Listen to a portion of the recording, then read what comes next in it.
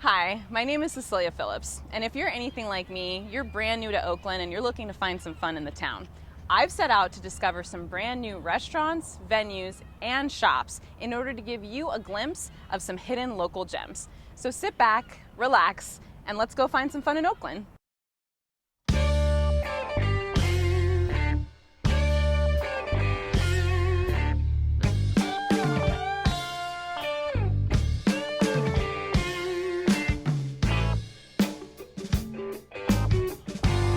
Pretty good. Pretty good.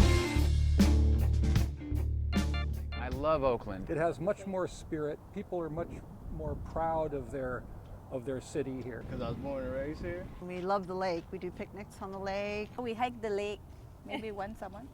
So I do the lake walk about 2, 3, 4 times a week. Come to the lake. You can get to things very easily. It's got all this wonderful public transportation. The botanical garden, there's a bonsai garden, one of 3 public bonsai gardens in the country.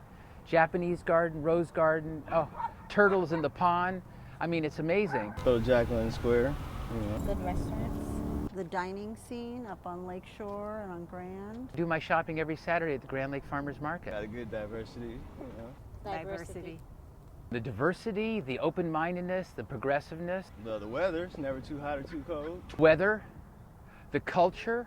Get any kind of food, meet any kind of people, do almost anything. This is a great, great city. It's the best place in the world. I love it. When I got here, there was restaurants in Chinatown, and there was a few scattered around. There was a concentration in Rockridge, a couple neighborhoods, but not like it is now where the downtown, uptown area is really filled in. I feel like I'm one of the contributors, at least on the food side. Bringing a high-end fine dining restaurant to Oakland was like a courageous move in 2009, in the bottom of the economy. But it was one of my dreams. Why couldn't we have a destination restaurant in Oakland? I was like, why not? So someone has to do it first. The first thing I want people to do is go to Lake Merritt and walk around the lake, and that's like the perfect example of how amazing Oakland is, with all the different people you see, and also the beauty of Oakland with the varied landscape. It's really nice. It's great to run through the town, and even for me, I grew up here. Even like just running through downtown all the way through West Oakland, and it jogs memories. Sometimes you just pass things by just driving because you're moving too fast. Exactly. I think you don't take the time to appreciate like the smaller neighborhoods now. What do I do to find fun in Oakland? I go visit my friends who have restaurants. We go around, we take care of each other. I also walk the lake and go to Jacqueline Square and hang out by the water. Lots of stuff to do in Oakland. Do you think you'll ever move? No. Why? I'm comfortable here. I don't mind being uncomfortable, but I've been working my way towards being here for the longest time in my career. Like I worked everywhere else from the city to the South Bay, but now with Kumi, it's like I'm here to stay. Yeah. Someone's got to remind people what Oakland used to be like, right? My first stop of the day in Oakland was to the corner of 17th and Webster, where I found Regina's Door, a small vintage boutique shop. There, I met with owner Regina, and she told me about her cute little store. Needless to say, she loves to keep it fun. We'll do the interview from here. Is this close enough? All right, well, let's talk about this fabulous store a little bit. It's so cute in here, all of the amazing little clothes. I love So it. people come in and they donate, looks like mostly vintage items. Uh-huh. What was your vision when you opened this store? What were you hoping to accomplish? Was very simple, just to love on youth that are at risk, youth that have been seared and brutalized by sex trafficking, and I wanted to provide them with a safe space. Oakland is one of the top cities for underage trafficking. So this is my love response. So everything you do here is to kind of help them. Everything, because I started this with no money. I would not have done it otherwise. I had $100. My friend said you need to put out a call to the community for what you need. So I did that, sent some emails, and the community just responded like crazy. It got to the point where I would just think about something and be like, oh, I think I need a heater. And somebody walk in the door 10 minutes later, Reg, did you need a heater? I'm like, like, ooh, this is good. I'd be like, I think I need a steamer. Reg, do you need a steamer? Yeah, it started happening like that, like all the time. It gave the community a methodology with which to help. So they had a space to be able to go attack the problem. Shopping for a good cause is always a great thing. She also showed me some of her favorite dresses. Pretty? Yeah. I don't even want to sell her. This is a amazing little 50s piece, all silk. Typical style of that era. It is, yeah. So kind of new look. You know, sometimes they're a little bit fluffier, but just kind of coming in at the waist. And this one I think is probably like a very early 50s because it still has some of the marks of the 40s, almost like the dolman sleeves here. So, but cinch waist, yeah. It's gorgeous. I know, it's so pretty. I don't want to sell her. I want her to stay. Which means now she'll probably go today, because every time I say that, yeah, they go. Somebody snatches it Oh up. yeah, Well, this one will go. I know, check it out. And this is amazing because it is the perfect piece of vintage. Meaning, when somebody puts this on, you cannot tell if this is from the 40s, which is a 40s piece, or if it's contemporary. You won't be able to tell, but it's excellent tailoring. The details are amazing. This is awesome. It's gorgeous. You have one more baby that you just had. I to do. show? Okay. I know. I'm sorry. I was like, okay, let me just do 3. Hello. Boom. Look at that. Another one I don't want to sell. What do you think her name should be? Man, let me look at it. Dolores. Dolores. Yes. I think it's a Dolores. Perfect classic late 50s piece. Metal zipper. And where did you find this one? Detailing. Not telling you. I'll have to kill you if I do. That's fair enough. I'll tell you off camera. Okay. Because we don't want everybody else to know. I'm like, I don't want nobody going to my spots. Thanks so much for having us you're here today. welcome. Thank you. Your so store much. is amazing, and what you're doing here is even more so amazing for the community. Thank you so much. Thank you. I appreciate it. I love you. My next stop was Nido Kitchen and Bar on Oak and 5th near Jack London Square. Nido, meaning nest in Spanish, specializes in seasonally driven, traditionally inspired Mexican food. There I met with chef and co-owner Sylvia Macallo, and she dished about everything there is to know about Nido.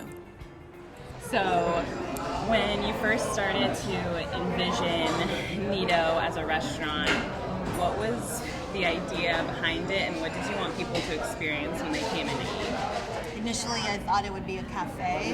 You know, I envisioned myself being like the little old lady in the kitchen, you know, scrambling your eggs to order, making your little tacos. That was the initial idea. I wanted to create our version of, you know, a nest here in Oakland, here in Jack London specifically. A lot of the materials, a lot of the decor that you see in this space was actually gathered from our neighborhood, like literally like outside.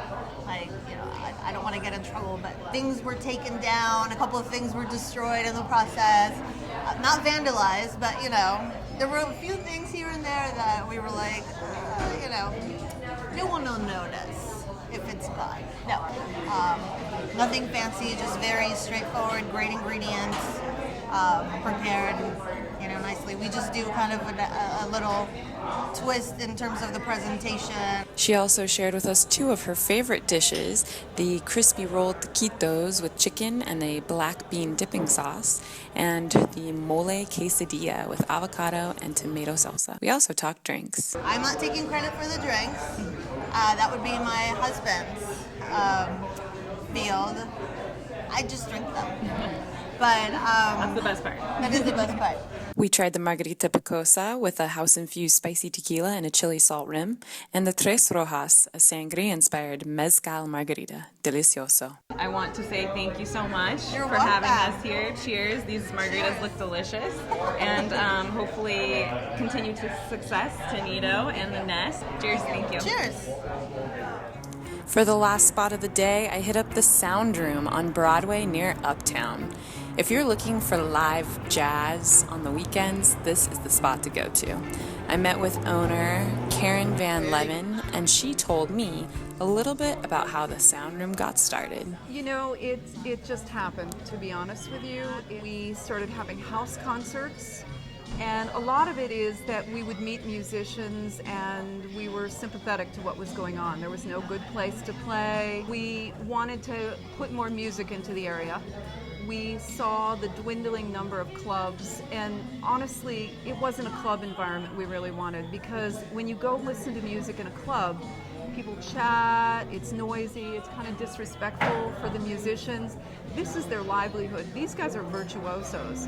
So we wanted a listening room, and what we learned from the house concert is that if you set it up like it's a concert and you tell people it's a listening room, people pay attention. There's no real stage, there's a couple inches.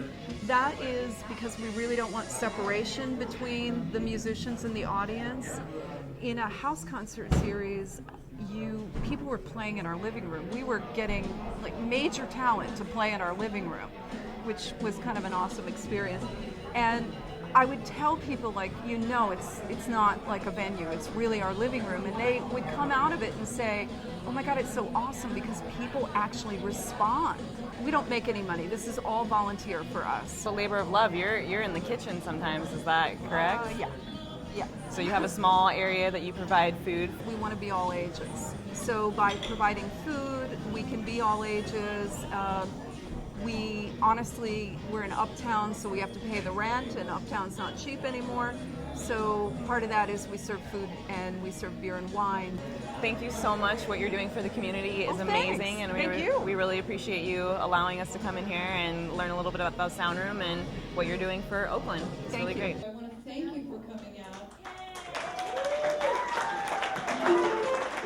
Thank you so much for coming out to the sound room. One love ahead and one love behind. One in my arms, one on my mind, one in bed. Never make my moves. It was such a great day exploring new spots in Oakland.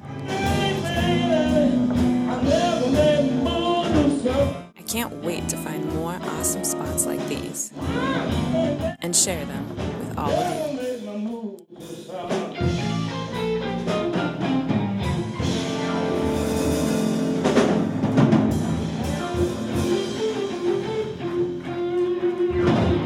That'll do it for our show.